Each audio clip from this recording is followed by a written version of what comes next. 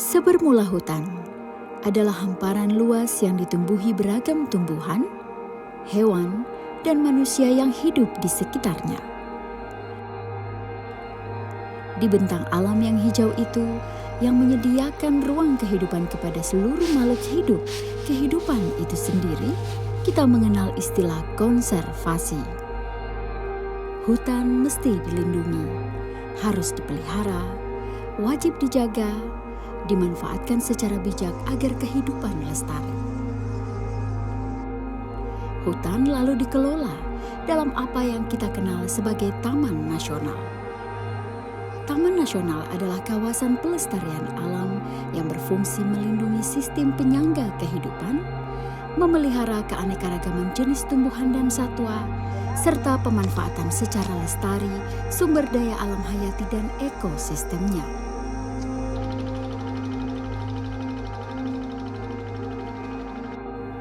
Provinsi Sulawesi Tengah memiliki kawasan hutan yang telah ditetapkan sebagai Taman Nasional. Salah satunya Taman Nasional Lorelindu yang ditetapkan pada tahun 1999.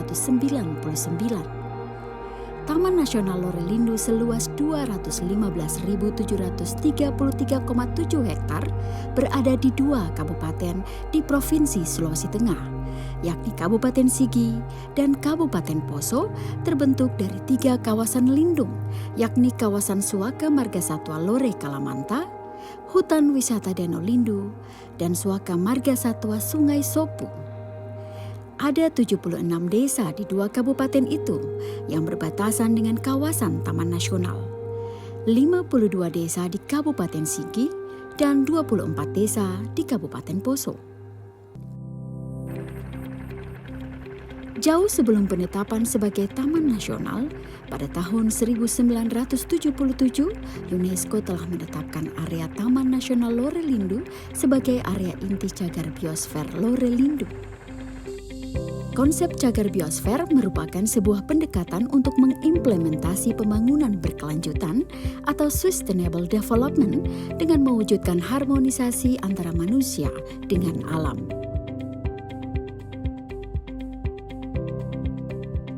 Taman Nasional dikelola dengan sistem zonasi, juga bertujuan sebagai tempat penelitian ilmu pengetahuan, penunjang budidaya dan pariwisata. Pada tahun 2018, Dirjen KSDAE telah menetapkan zonasi Taman Nasional Lorelindu yang terdiri dari zona inti, zona rimba, zona pemanfaatan, zona tradisional, zona rehabilitasi, dan zona khusus. Di sini ada sekitar 14.700 zona inti, terus ada sekitar 5.200 zona rimba, dan ada sekitar 3.200 zona tradisional. Dan untuk KKM sendiri kebetulan kita kemarin bekerja sama dengan masyarakat untuk memanfaatkan di zona tradisional, karena sebelumnya kan masyarakat sudah memanfaatkannya sesuai kriteria yang tadi dijelaskan. Jadi di sini untuk KKM sendiri kita memanfaatkan potensi HHBK-nya dan potensi jasa lingkungan lainnya seperti sungai, air terjun dan lain-lain. Di situ kita memanfaatkan secara bersama-sama dengan masyarakat yang telah dibentuk sebuah lembaga. Nanti lembaga itu yang memayungi semua kegiatan yang berhubungan dengan Taman Nasional dengan masyarakat di zona tradisional tersebut. Hutan dan masyarakat yang bermukim di sekitarnya merupakan satu kesatuan yang tidak bisa dipisahkan. Dibutuhkan pengelolaan kawasan hutan secara terintegrasi agar tiada konflik antara hutan dan manusia.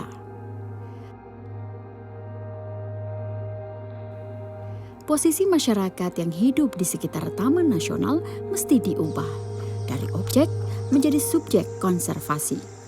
Masyarakat ikut aktif mengelola kawasan hutan di sekitar mereka. Pendekatan kolaborasi menjadi kata kunci pengelolaan kawasan Taman Nasional. Taman Nasional dikelola secara bersama oleh masyarakat dan pengelola Taman Nasional. Perubahan paradigma pengelolaan kawasan hutan melalui sistem kolaborasi itu sejalan dengan upaya diterapkannya kesepakatan konservasi masyarakat atau disingkat dengan KKM.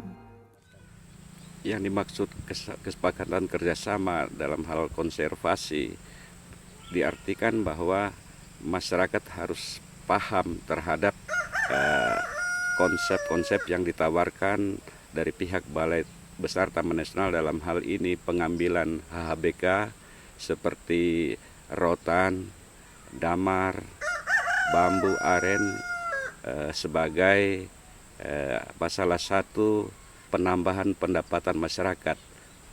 Tentunya mereka berharap ke depan lewat kebijakan-kebijakan dari pihak Balai Besar Taman Nasional akan memberikan bukti nyata untuk peningkatan sosial ekonomi itu sendiri. Kesepakatan konservasi masyarakat di Taman Nasional Lorelindu telah dimulakan sejak tahun 1999 melalui Central Sulawesi Integrated Conservation and Development Project atau CSICDP. Konsep CSICDP ini kemudian dilanjutkan oleh The Nature Conservancy dan hingga tahun 2007 telah menghasilkan 26 kesepakatan konservasi masyarakat. Secara prinsip, kesepakatan konservasi masyarakat atau KKM adalah pengakuan dan pengaturan baik hak maupun kewajiban masyarakat dalam pengelolaan sumber daya alam di sekitar Taman Nasional. Manfaat yang saya rasakan sebelum ada KKM ini, memang masyarakat itu merasa bebas untuk mengambil hasil hutan. Tetapi setelah ada KKM ini yang diperkuat dengan peraturan desa, masyarakat juga sudah merasa memiliki bahwa hutan ini adalah milik bersama antara Taman Nasional Lorelindu dan masyarakat yang berbatas dengan wilayah Taman Nasional. Setelahnya kami melihat dengan adanya hutan ini dilindungi oleh masyarakat, sudah terasa bahwa benar-benar masyarakat itu dapat nikmati. Artinya, jika ini masyarakat ada hanya begitu, hanya semena-mena membuat atau membongkar, tentunya ada efek sampingnya, Pak, seperti erosi. Di Taman Nasional Lorelindu, faktor yang mendukung keberlanjutan KKM ditentukan oleh 3 hal, yakni adanya landasan hukum untuk implementasi KKM, perubahan zona pengelolaan khususnya zona tradisional, dan adanya pendanaan yang mendukung penguatan dan pengembangan KKM. Skema KKM bersesuaian dengan Peraturan Menteri Lingkungan Hidup dan Kehutanan Republik Indonesia Nomor P.Kum.1/Setjen-Kum.1/6/2017 tentang pemberdayaan masyarakat di sekitar kawasan suaka alam dan kawasan pelestarian alam, serta Peraturan Dirjen Konservasi Sumber Daya Alam dan Ekosistem Nomor P.Kum.1/Set-Kum.1/6/2018 tentang petunjuk teknis kemitraan konservasi pada kawasan suaka alam dan kawasan pelestarian alam. Regulasi ini mengakomodir ruang hidup atau ruang kelola masyarakat yang berbatasan langsung dengan Taman Nasional Lorelindu, yaitu pada zona tradisional. Sejak tahun 2018, melalui dukungan hibah luar negeri, Balai Besar Taman Nasional Lorelindu akan mengimplementasikan kesepakatan konservasi masyarakat melalui perjanjian kerjasama dan menargetkan 56 desa yang berbatasan langsung dengan Taman Nasional Lorelindu. Memasuki tahun 2019, telah disepakati perjanjian kerjasama antara Balai Besar Taman Nasional Lorelindu dengan 5 kepala desa yang mewakili masyarakat di Lembah Bada, Kecamatan Lore Barat, Kabupaten Poso.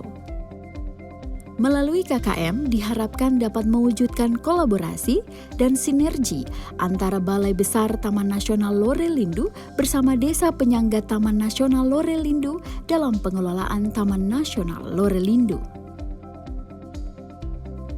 Partisipasi masyarakat adalah hal utama dalam seluruh tahapan menuju kemitraan konservasi, menjamin terwujudnya pengelolaan Taman Nasional Lorelindu yang lestari dan menyejahterakan masyarakat.